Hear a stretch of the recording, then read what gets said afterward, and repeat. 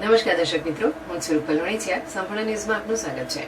Deodar additional sessions કોર્ટે ફરી એક વખત મહત્વનો ચુકાદો ખુલ્લી કોર્ટમાં સંભળાવ્યો છે, જેમાં ભાભર તાલુકાના ચચાસણા ગામની પરિણીતા પતિને મીઠા ગામની થળીમાં લઈ જઈ તીક્ષ્ણ હથિયાર વડે હુમલો કરી પુરાવાના નાશ માટે જમીનમાં ખાડો ખોદી દાટી દેનાર હત્યારા પતિને કોર્ટે આજીવન કેદની સજા ફટકારી છે.